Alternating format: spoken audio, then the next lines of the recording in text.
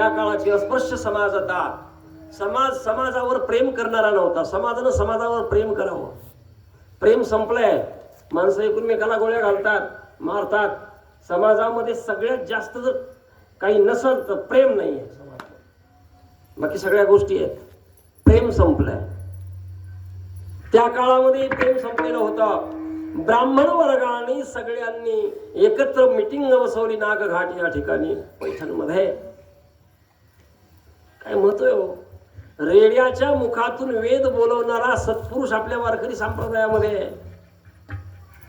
साध्या सामान्य माणसाला तर वेद बोलणं वेगळं. अग्निमुळे पुरोहिताः विठाला विठाला.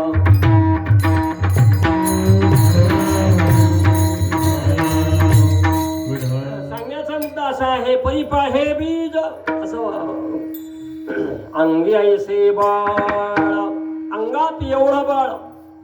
आणि मग ते संपूर्ण समाज ब्राह्मणांच्या पाया जगत ज्ञानेश्वर महाराज पडतात. नमस्कार केला. बोला महाराज देव बाप्पा, काय म्हणता? ब्राह्मणांची आज्ञा शिरसावंद्य पाळावी लागते. मस्तक झाले. बोला काय पाहिजे? अहो म्हणले आम्हाला जरा थोडस शुद्धी द्या. आम्हाला समाजामध्ये यावं आणि आम्हाला समाजामध्ये मंदिर प्रवेश मिळावा. आम्ही मंदिरामध्ये जाऊन भजन करावं, देवाच्या पाया पडावं अशी आमची पवित्र भावना आहे. आणि समाज आम्हाला तिकडून हाकालतोय किंवा आमच्याकडं पवित्रपणा यावा म्हणून आम्हाला तुम्ही एखादं कोणतं प्रमाणपत्र द्या. बरेच लोक होते, विद्वान लोक होते, घनापाठी, क्रमपाठी, वेदपाठी. वेद जो पाठ करतो त्याला वेदपाठी म्हणतात. वेदामध्ये घन असतात, त्याला घनापाठी असं नाव आहे. अरे अरे अरे म्हणजे संपूर्ण समाज त्या ठिकाणी बसलेला आहे. विद्वान लोक आहेत. त्यांनी त्या ज्ञानेश्वर महाराजांच्या चेहऱ्याकडं पाहिलं, निवृत्तीनाथांच्या चेहऱ्याकडं पाहिलं. अरे बापरे, एवढे पवित्र माणसं. चेहरा असा एवढा सक्षम आणि पवित्र पाहिला. खूप मोठा आनंद वाटला. चेहऱ्यानं साधू ओळखल्या जातो. चेहऱ्यानं साधू ओळखल्या जातो. काय म्हणता बोला? कुटाळ माणसं होते काही टीका करणारे. आणि ते टीकाकार समोर येतात. अरे म्हणले काय पाहिजे तुम्हाला? काय नाही म्हणले आम्हाला शुद्ध. नाव काय तुझं? म्हणजे माझं नाव ज्ञान आहे. म्हणजे माझ्या मोठ्या भावाचं नाव निवृत्ती आहे, छोट्या भावाचं सोपान आहे, माझ्या बहिणीचं मुक्ता आहे. अरे म्हणले काय नाव आहेत? म्हणले मुक्ता, सोपान, निवृत्ती, ज्ञानदेव. एवढे मोठे तुम्ही, एवढं मोठं वैभव तुमचं, ज्ञाना नाव आहे तुमचं.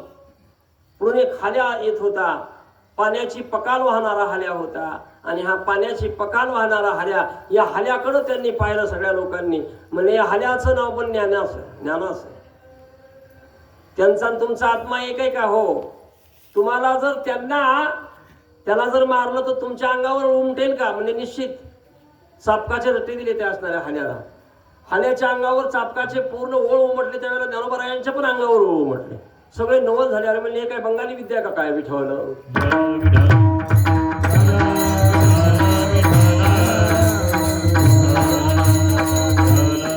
की बंगाली विद्या असं वाटलं. अरे म्हणले मग आता तुमच्या अंगावर यांना मारल्यानंतर ओळ आहेत, मग हा वेद बोलेल का? म्हणजे निश्चित. पैठणमध्ये वेद बोलवण्याचं काम ज्ञानोबरायांनी हाल्याच्या मुखातनं केलंय. तो हाल्या सुद्धा आहे, त्याची समाधी आहे आळे फाट्यावर. काय का नाही? फार मोठं महत्व आहे बरं का. कृपा आहे, संताची कृपा. आणि हाल्या समोर आला त्यावेळेला ते म्हणले काय हरकत नाही, ब्राह्मण देवता तुम्ही म्हणतात त्या अर्थी हा वेद बोलेल. असा हात ठेवला. बोले रे ऋग्वेद असं म्हणलं. ऋग्वेदातले शब्द हाल्याच्या मुखामधून आले. त्यावेळेला सगळ्यांना नवल वाटलं. प्रत्यक्ष पैठणी भटिकेला वाद, बोलविला रेडा निगम वाचे. ज्ञानोबरायांचं एवढं सामर्थ्य जगगुरु तुकोबाराय त्या साधकाला म्हणतात, एवढा मोठा आमचा महात्मा, आमचा नेता, तो हाल्याच्या मुखातनं सुद्धा वेद बोलवतो. त्याला तू नावं ठेवतो का रे? एवढी मोठी सामर्थ्य शक्ती माझ्या महाराजांच्या अंगात आहे. एवढी निष्ठा ज्ञानोबरायाच्या भावनेवर आहे. निष्ठा फार महत्वाची आहे. आपली ज्ञानेश्वरीवर निष्ठा पाहिजे, गाथ्यावर निष्ठा पाहिजे. आपली निष्ठा कशावरच नाही, म्हणून आपल्याला देव मिळत नाही. निष्ठा शब्दाचा अर्थ आहे भाव. एवढी पवित्र निष्ठा ज्ञानोबरायांच्या जीवनावर आहे. कवीवर आहे, काव्यावर आहे, एवढे ते मोठे आहेत. मग असे नाहीत आणि त्यांना काय करता येणार नाही दुसऱ्या चरणामध्ये.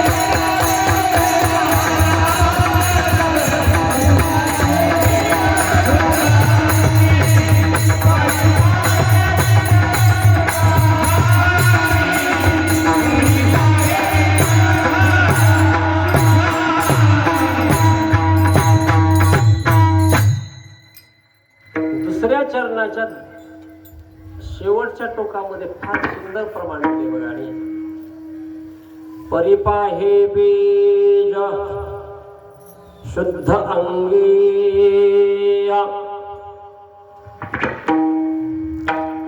शुद्धता पाहिजे परमार्थामध्ये येण्यासाठी. आणि परमार्थ असा आहे की खटनट यावे दौंडी पिटवी भावे.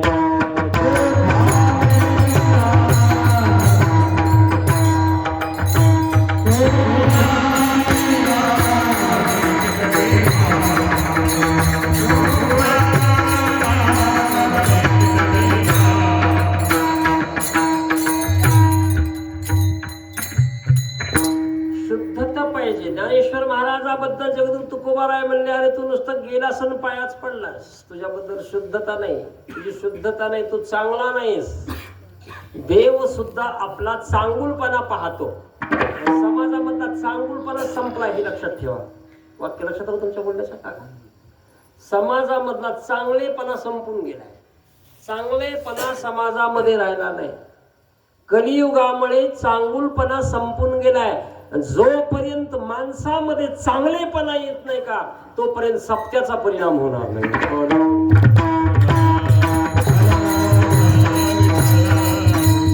हा चांगुलपणा याच्यामध्ये त्यांनी चांगुलपणा बघतात. जवळचा असेल त्यांना किंमत नाही. कुटुंबातल्यावर कृपा करावी. कुटुंबातला वेगळं वागतो त्याच्यावर कृपा करावी असं नाही. देव आपली शुद्धता पाहतो. संत आपली शुद्धता बघतात. किती चांगला आहे. रोज आरती करायला म्हणजे त्याच्यावर कृपा करावी असा विषय देवाचा नसतो. रोज आपल्या नावानं गंध लावतो, बुक्का लावतो म्हणून त्याच्यावर आपण कृपा करावी असं देवाला किंवा संताला वाटत नाही. रोज हरिपाठ म्हणतो पण हरिपाठ म्हणत असताना कितीदा दुसऱ्याला शिव्या देतो. विठ्ठला विठ्ठला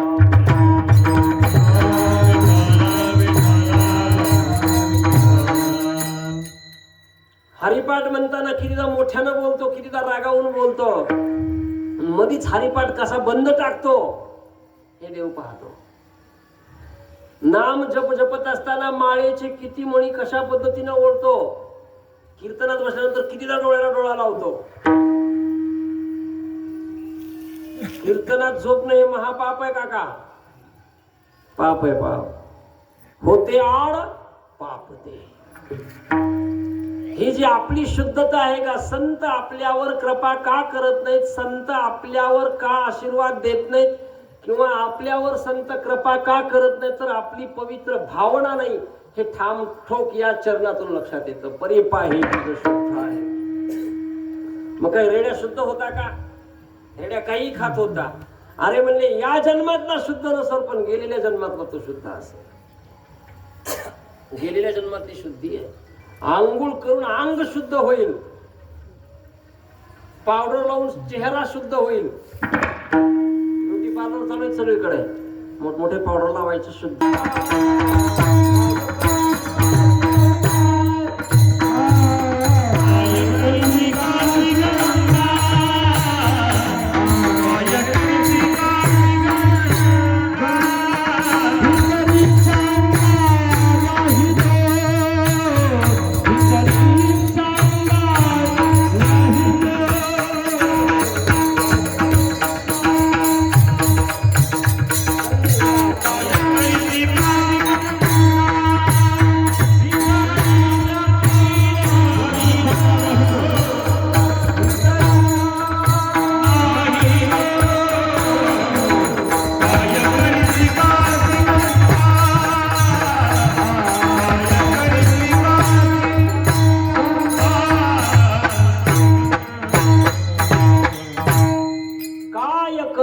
काशी गंगा. गंगेला जाऊन तुम्हाला शुद्ध होता येणार नाही, काशीला जाऊन शुद्ध होता येणार नाही. आज बरेच लोक त्या प्रयागला गेले, 80 लाख लोक आले होते प्रयाग महाकुंभला. सगळे शुद्ध आहेत का? आनंदीच्या वाटण्याचा सगळे शुद्ध आहेत का?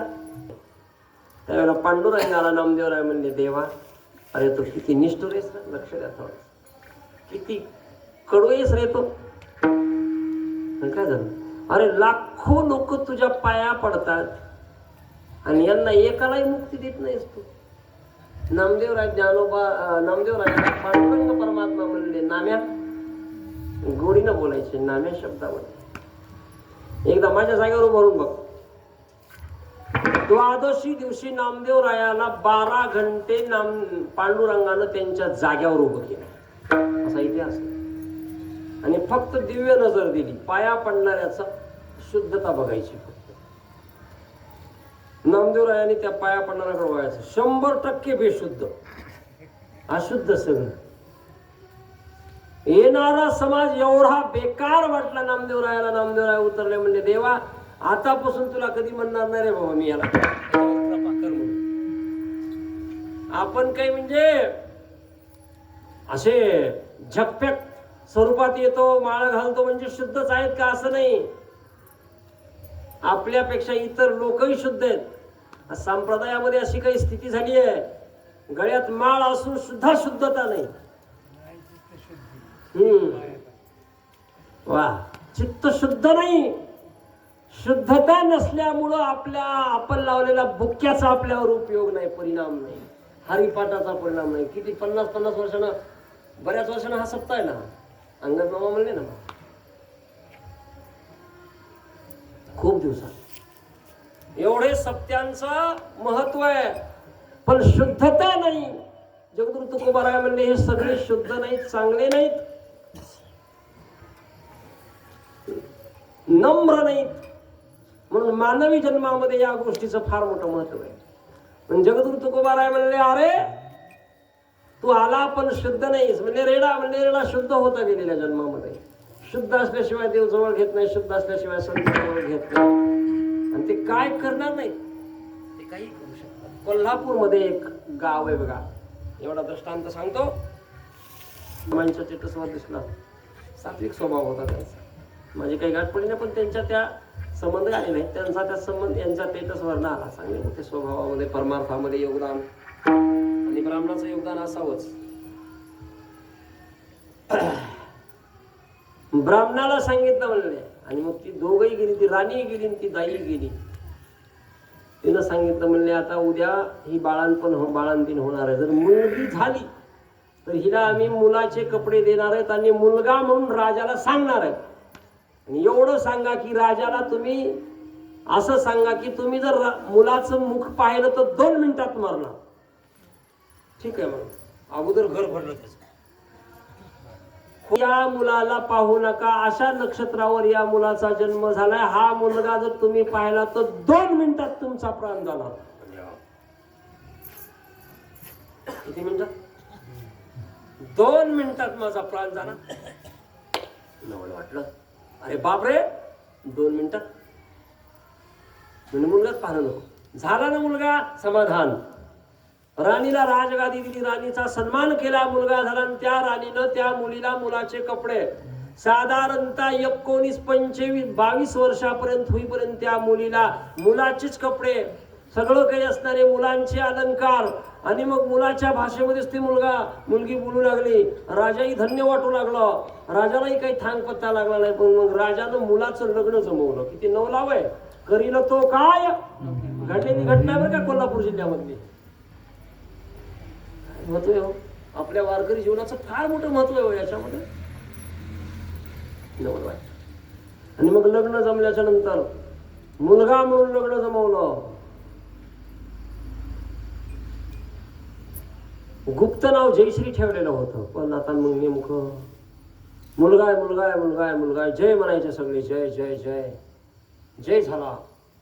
सगळीकडे आनंद आहे. आता लग्न जमलंय, आता उद्या लग्न होणार आहे. परवाला तिथी काढली. त्यावेळेला ह्या मुलीनं आईपाशी गोष्ट काढली. म्हणजे आई, मी तर परिपूर्ण रूपाने स्त्री आहे, आता मला पुरुष म्हणून माझं लग्न होत आहे, तर माझी काय अवस्था काय, मी आता काय करावं, मी जीव देणार आहे. त्यावेळेला आईनं सांगितलं तुझी तू बघवा. म्हणजे मी माझा प्राण वाचवण्यासाठी तुला बळी दिलाय, तुला मरायचं तर तू मर.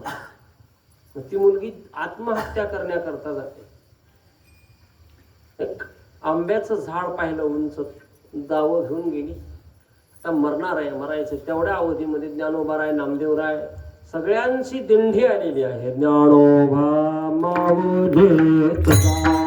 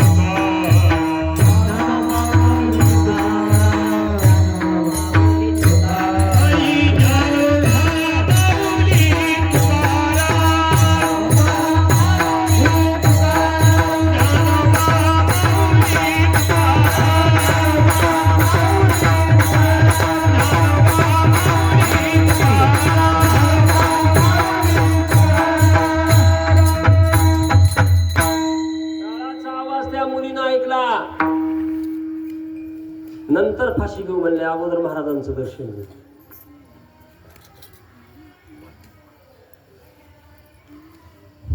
ज्ञानोबाराय समोर आले. ज्ञानोबारायांचा सतेज चेहरा त्या मुलीनं पाहिला. दंडावत घालीन पाया करीन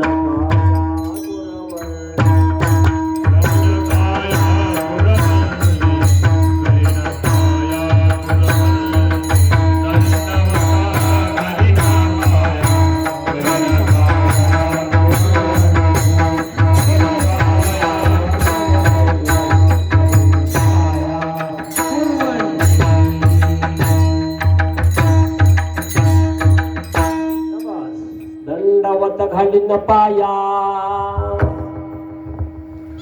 ती मुलगी पाया पडते आणि अख्खं दुःख डोळ्यातलं ज्ञानोबारायांच्या पायावर पाण्याच्या रूपानं टाकलं. रडत असताना ज्ञानोबारायांनी विचारलं, बाळ का रडतेस? त्यावेळेला त्यांनी सांगितलं, महाराज असा असा माझा इतिहास आहे. मी मुलगी म्हणून जन्मले, पण संपूर्ण आई वडिलांना माझं मुलगा म्हणून प्रतिपालन केलं. आता लग्न जमलंय, मला आता खाली पाहावं लागेल, मी मुलगी आहे, आता मी नेमकं काय करू. त्यावेळेला ज्ञानोबारायांनी तिच्या अंतःकरणातले सात्विक भाव त्या मुलीचे पाहिले, शुद्ध भाव पाहिले. त्याला सांगितलं, म्हणजे तू मुलगी नाहीस, तू जयश्री नाहीस, तू जयसिंग आहेस. नाव जयसिंग, त्याच गावाचं नाव जयसिंगपूर पडलं कोल्हापूरमध्ये.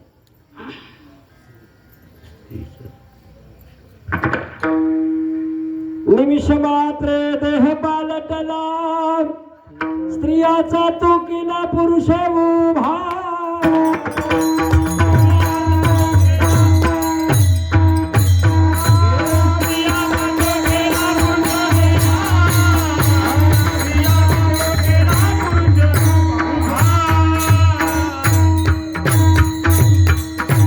स्त्रियाचा तो केला पुरुष उभा. एका क्षणामध्ये पुरुषत्व प्राप्त करून दिलं. अरे एवढा माझा देव आहे, तो काय करणार नाही, करील तो काय नव्हे महाराज. अरे एवढंच नाही, समाजावर उपकार केले, व्यक्तीवर उपकार केले, पशुवर उपकार केले. एवढंच नाही तर समाजामध्ये असलेली जी बांधिलकी आहे, धर्म आमचा आमचा म्हणणारे, संपूर्ण लोकाचा धर्म सामाजिक धर्म बनवला ज्ञानोबारायांनी. ज्ञानदेवासार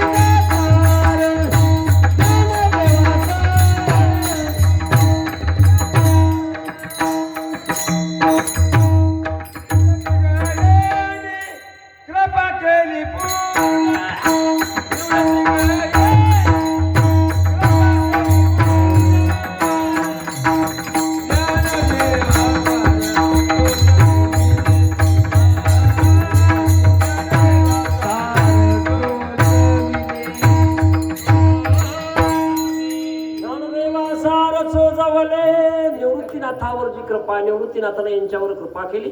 आणि ती कृपा एक एक समाजामध्ये एकच गुरु होता, पण अख्ख्या जगाचे गुरु ज्ञानोबाराय झाले. ज्ञानोबारायांनी संपूर्ण समाजाला अमृत पान पाजलंय, अमृत पाजलंय. आणि त्या ज्ञानोबारायांनी समाजामध्ये एक काम केलंय.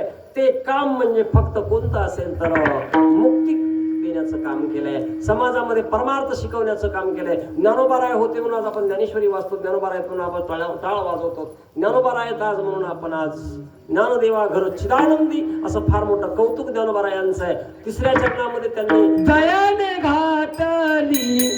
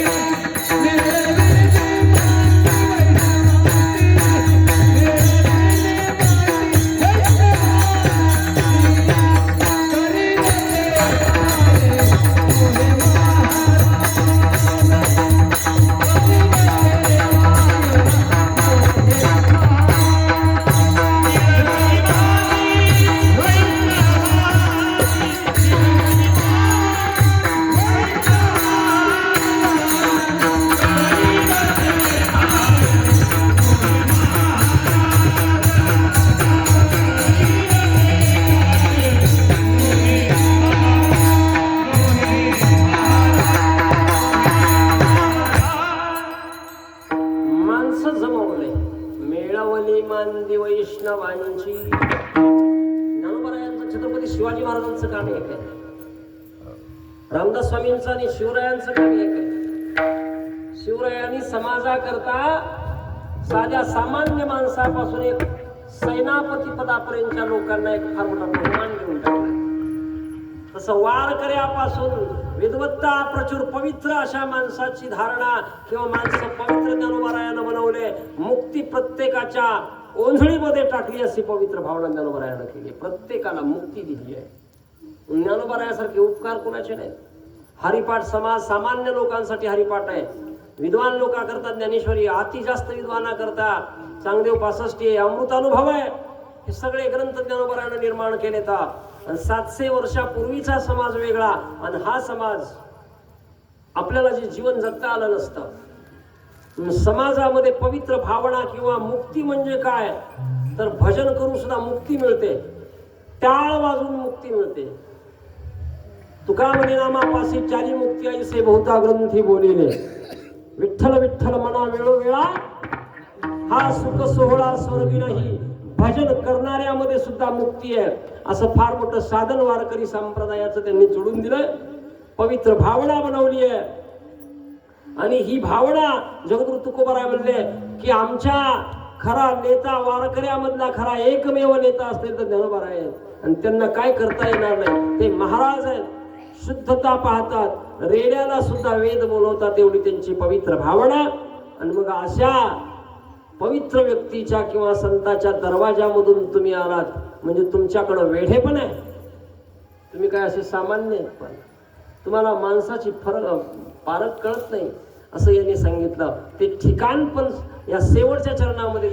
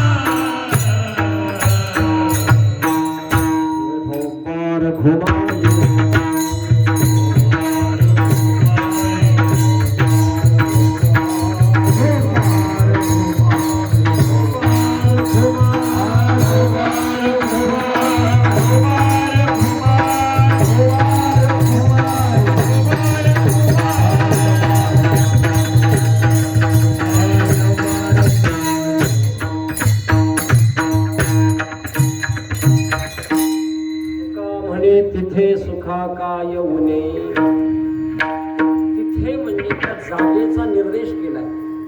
जागा सांगितली, जागा सुद्धा शुद्ध असते. तुझ्या शुद्ध करून जागेचं वर्णन दिलं. ती जागा अशुद्ध असते. वास्तुशांती करायची म्हणून तर शुद्ध जागा करण्याकरता वास्तू असते. मंदिर सदरीत शुद्ध असते.